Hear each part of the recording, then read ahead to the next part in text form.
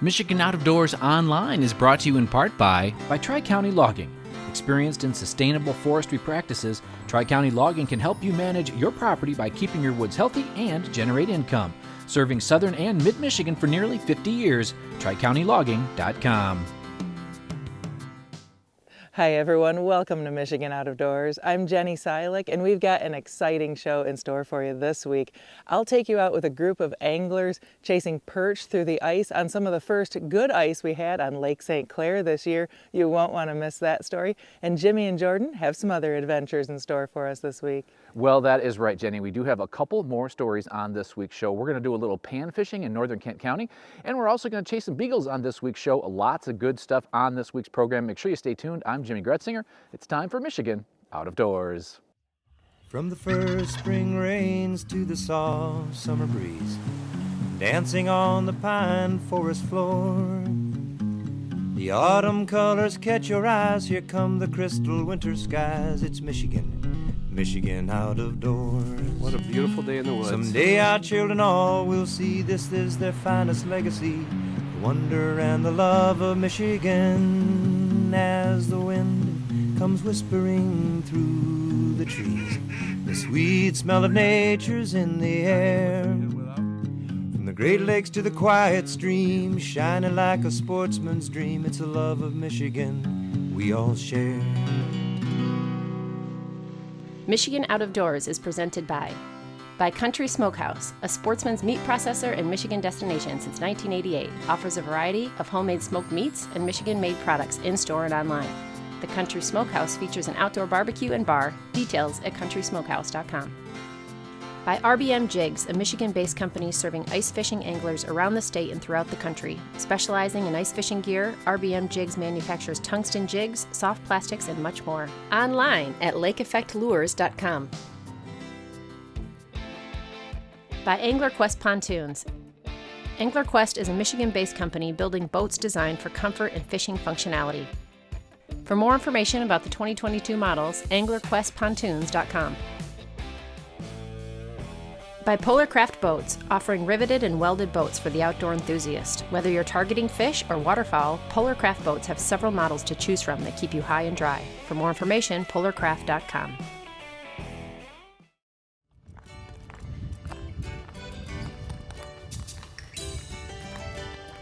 So we're fishing in Lake St. Clair. This is Metropolitan Beach. Kind of just below the north end of the lake here. Just right off the beach area here. So this is kind of all a sandy front. There's a lot of sand in this area, and then we got a few weeds, but mostly sand just because this is where most people come out to swim during the summer. But you get a lot, and that's another reason why you got all the perch in here as well. So and you get a few walleye in here as well, and get real shallow. You can get some of the sunfish and panfish. So. Morning, guys. Good morning. How's it going this morning? Fine. Started out, we already got a couple fish on the ice. Oh, yeah? Oh, nice bird. Yeah, a couple nice perch here. Oh, cool. Yeah. Sweet. Yeah, How long have you been fishing already? What, about half an hour? Okay. Yeah, yep. That's crazy. I can't believe how many people are here. Yeah, it's cold, but hey, it's not stopping anybody. What's the temp? I know this morning when I got in the car it was 14, so. Yeah. And I know the news said the wind chilled, it was 2 degrees, so. Oh. Pretty chilly morning, but. I was trying to get this other one tied up. I know, fish keep coming when in. you see this fish on the screen, you stop doing what you're doing. Wes and his buddies spend most every weekend fishing somewhere in the state. Today they were taking advantage of the 6 inches of ice here on Lake St. Clair and enjoying ice fishing a little closer to home. Most of the crew lives in southeast Michigan and in recent years have had to travel north for good ice. Oh, another minnow in his mouth. Yeah. It wasn't mine. I got a twofer. So I got my buddy here, Walter Cross. Typically my first mate. Then another shiny over here, we got Captain Calvin Brady. And then got my other buddy Cedric over here, and the other shiny here. Our other friend, there's a little small one there. That'd be the that small. He's okay. There's a nice keeper. Nice keeper. There's a few people out here. Oh yeah, just about probably a few hundred of our closest friends. Actually, though, it actually makes it better when it's perch fishing. Perch fishing tend to school up when they see more bait in the water. So they actually don't mind when there's kind of a small community when you're perch fishing. Okay. Brings them all in this bay? Yeah. They'll stick around. Yeah, they'll stick around that area longer if there's more bait in that area. Nice mixed bag. And you go into canals, you'll find a lot more of the panfish, your crappie and bluegills, things of that nature. So. How deep are we? Right now, like 9 feet, 9.5 feet. Okay. And how'd you pick the spot you're at? It's a pretty big area. Honestly, we were kind of trying to get out to that 9-10 foot area. Got here really early before daylight in hopes to maybe get some of the walleye still, roaming shallow. And so typically this is one of the areas that we kind of start a little bit of ways away from the shoreline, and you might get there early enough and get lucky, you might get a walleye or two out here. Okay. No luck this morning? No luck this morning on a walleye, but hey, getting a few perch, so. Yeah. Okay.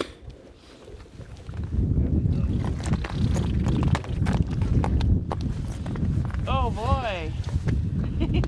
That takes some talent to hook them that small. I think the last time that we really did any good out here was, what? 3 years ago. 3 years ago, yeah. Yeah, just been some warm winters and haven't been much stable ice, so. It's unpredictable. Yep. You don't know what it's gonna be. A little dink there, yeah. But yeah, finally able to get some good ice out here, and that allows for some good fishing. There was some good open water fishing right up into the first week of January, so I kind of knew where the fish still were, so that makes it easy. Yeah. How long have you guys been fishing together? 10 years. Yeah. Yep. Cool. You just fish all over the state pretty much? Yep. First day out, I was out in Belleville, and my cousin said, "I got a buddy Wes out there on the lake. Give him a call." I said, "All right." He said, "I'll meet you at the dock." And we've been fishing every weekend since. Yep. That's awesome. Yep. What do you like to chase the most? Walleye. Walleye. Yep. Yeah, walleye, that's our favorite. Non-stop, 12 months out the year. But take a break every now and then, and some jumbo perch. That's a good second favorite right there. Oh man. Oh, he got off. No. Oh man, that was a nice one He was too. making your drag work. Yep. Oh. How did you get started fishing? Me, my grandmother. She was my fishing partner. She's the one who started me, and at 5 years old, and been doing it ever since. Unfortunately, lost her last year, but until last year, she's the one who got me into walleye fishing. She was a hardcore walleye fisherman herself, to be honest with you, and started out on the Detroit River, and honestly, Lake St. Clair is where I started learning how to walleye fish, to be honest with you, and we were docked in a marina in upper Detroit River and primarily fished Lake St. Clair and Detroit River most of my life. And then as I became an adult, that's when I kind of started gearing more towards Lake Erie. And me and her, when I took her out, I got a chance to take her out there and do some walleye fishing out there before, she wasn't no longer able to. But yeah, that was pretty cool, and so yeah, that's where I get that burning passion from, is from her. That's very cool. What about ice fishing? She's the same thing. She taught you how to ice fish too? Same thing, That's yeah. awesome. Honestly, yeah, I'll never forget the first time she actually took me ice fishing. Coming through? It was actually out here, and that was back in the day when everybody was actually driving their cars out here. So she had a minivan, and we drove the minivan out here. And yeah, we drilled our holes, and yeah, she's the one who got me to ice fishing. So Awesome. yep. Wes Smith is keeping his grandmother's outdoor legacy alive through his own passion for fishing. He started the Metro Detroit Walleye Stalkers group, charters fishing trips, and volunteers his time teaching youngsters how to fish. It's safe to say Wes's grandma would be proud of this Michigan man. I am a Michigan man.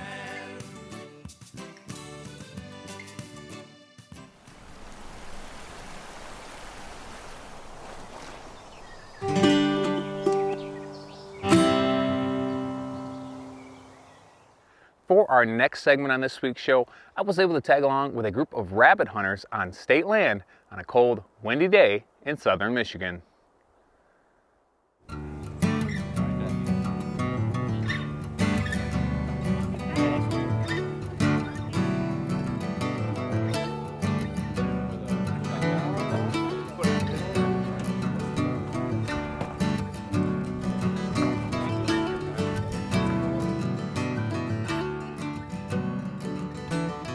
Well, we're at the Ionia state game area. We got 4 beagles. We got a whole bunch of guys. We're gonna try to run some rabbits and see what we can do. It's a little windy.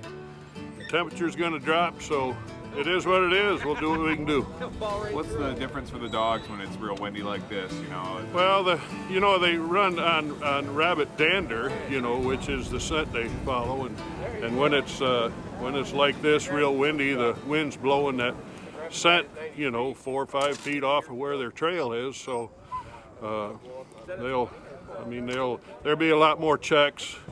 We won't be running them, they won't be 50 yards behind them. They might be 100 yards behind them today. So that's what we can look for. A little bit slower than normal.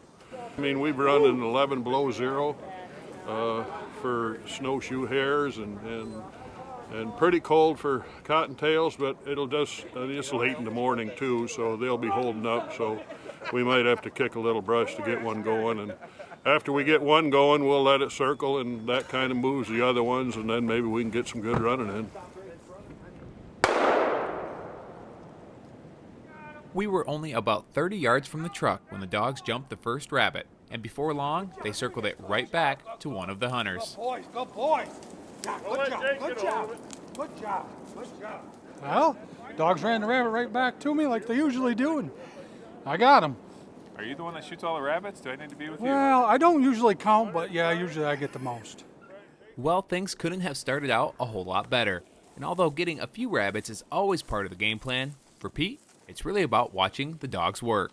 Well, since 1982, I've had my own pack. Been hunting all my life, of course, everybody does. But I've been breeding this line for 31 years, and there's just something about the sound of them dogs in the woods on a rabbit. To me, it's like opera. So, I don't need to shoot rabbits. I hardly ever carry a gun. So just running, training them is huge, because you get to watch, as they progress, and then they get their own rabbit and circle that, and it's just like the greatest doggone thing in the world. So, to me, a lot of guys, when you're young, you just want to kill every rabbit there is. Now that I'm old and crippled, I just like to run the dogs and have some fun. Lots of good friends, and just share the day with them.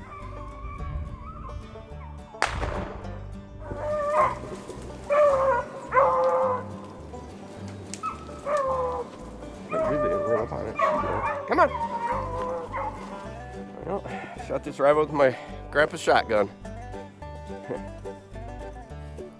I was wondering if it was going to fire or not. Awesome. That's my grandpa's first shotgun.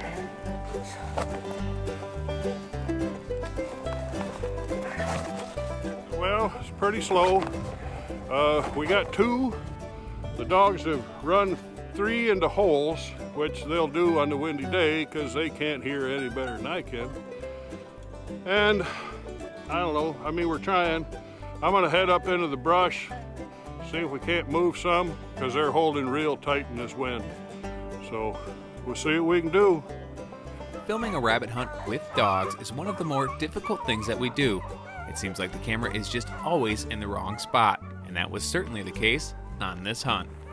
So the dogs were running, and this guy, he must have just heard them. He was running around, snuck through the middle right there. We saw him, and then he kind of veered off, slowed down right here in a little opening, and got a shot on him. How's the hunting been today? Good. A little windy, a little chilly, but what do we got? 3 now? We're getting there. Come on here, yeah, yeah.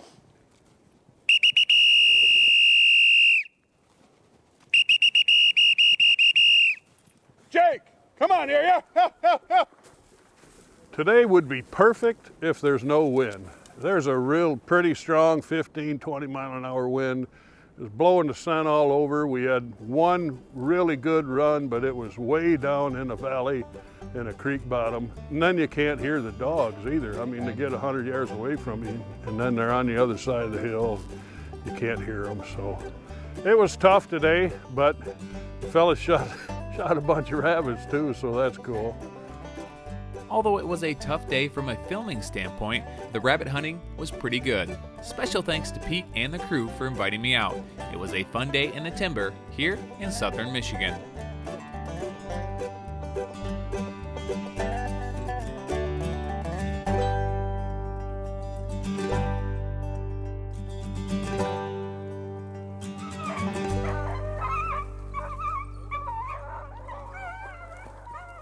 Well, that last hunt was a lot of fun, and to wrap up this week's show, we're going to switch gears back to the hard water, where I was able to tag along with a couple of anglers hitting the ice for panfish in mid-Michigan.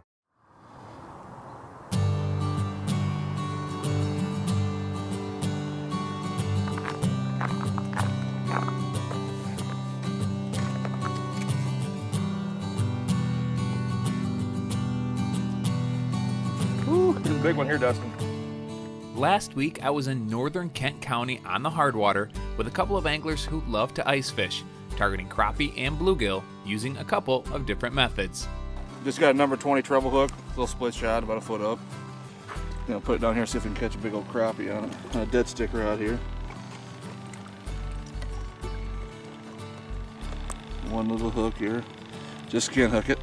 Let's flopping around and send it down the hole. Sometimes they want it suspended, sometimes they don't. We're gonna go down a little deeper today, but. Now what's this cool contraption here on the ice? Is this something you made? It's or? something I found on one of the ice fishing sites and made a bunch of them and gave them out to friends. They're pretty cool. It's just one inch PVC.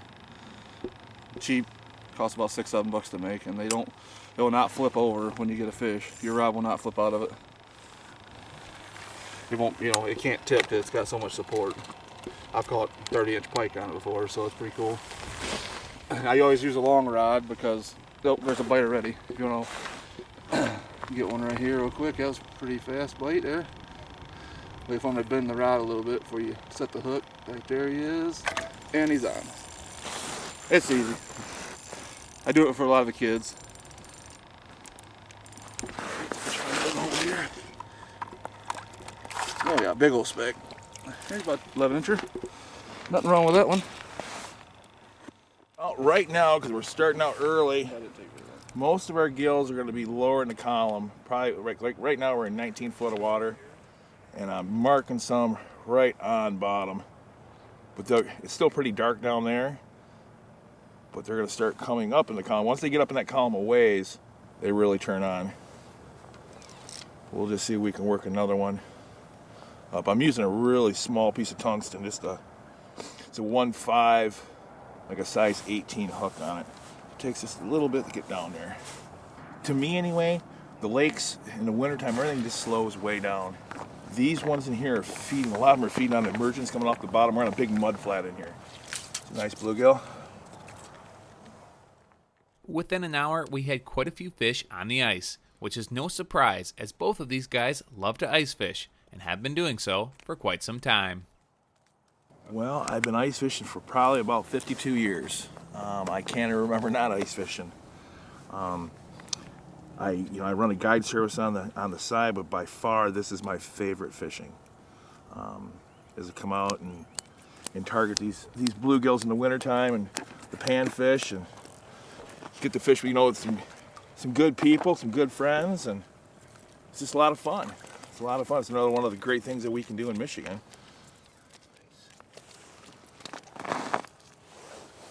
when they're bigger than your hand. You know, that's a good fish. Yeah, they got a lot of blues in them and oranges. There's a good one. That's a big old bluegill right there. Nothing wrong with that one. Got the pretty purple hue in it. We'll take it. There's a couple down there now, finally. Finally starting to come off bottom. I'm catching these about 10 foot down from 23 foot of water, so the ones on bottom didn't want to play too fair, so I guess we'll catch the ones up top that are a little more active. It's an easy way to do it, right? Just jump out of the hole. That's just a good 11 inch speck, probably 10.5, 11 inches. Beautiful fish. They're thick. How thick them things are. I just love ice fishing. I don't know. I just love eating them, I guess. Huh? I like freezing to death, I guess. I don't. There's no rhyme or reason.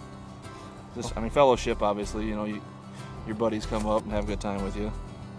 I moved up here from Tennessee, and one of my buddies from school said, "Hey, you want to go ice fishing?" My dad's like, "No, you're not going ice fishing." But I was like, "Yeah, I'm going ice fishing." So I went ice fishing, and we caught them pretty good. I've been addicted ever since.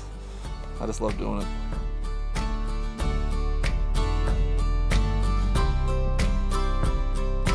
It's a beautiful fish.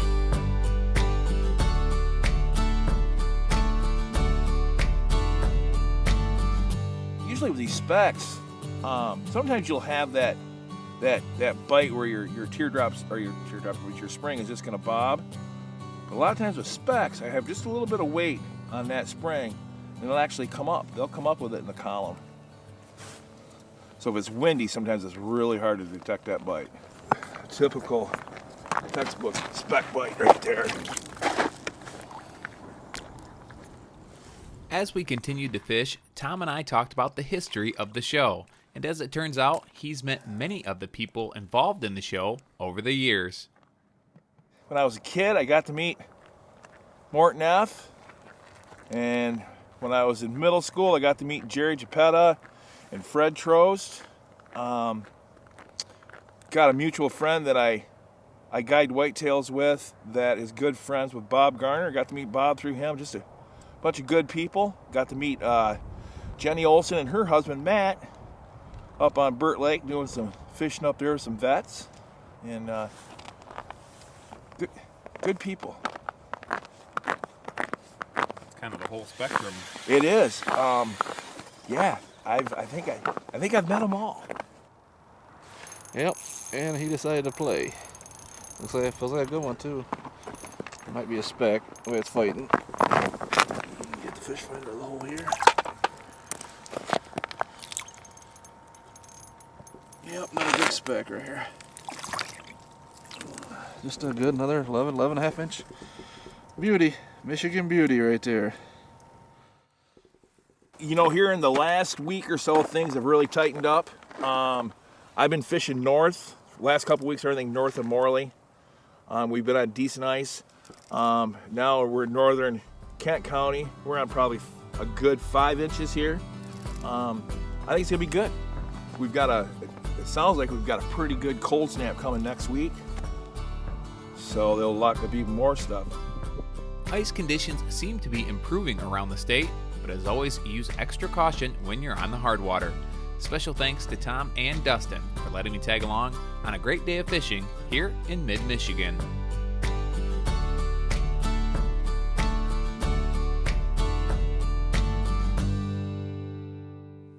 Thank you so much for joining us this week for Michigan Out of Doors. Make sure you stay tuned in upcoming weeks. We've got all sorts of adventures headed your way. We'll be doing a little winter river fishing.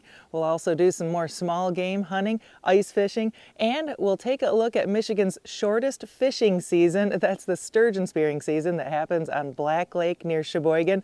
So make sure you stay tuned. If you'd like to see where we are and where we're headed next, you can always check us out online.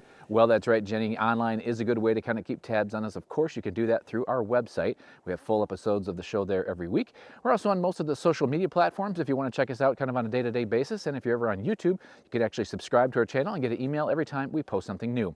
We are going to have lots of new stuff over the next several weeks, so make sure that if we don't see you in the woods or on the water, we see you right back here next week on your PBS station. Michigan Out of Doors is presented by. Do you dream of somewhere bigger than your backyard? You can get there with Greenstone. Whether you want to hunt, fish, hike, or just watch the sunset, we're ready to help you own your place in the great outdoors. To learn more, visit greenstonefcs.com.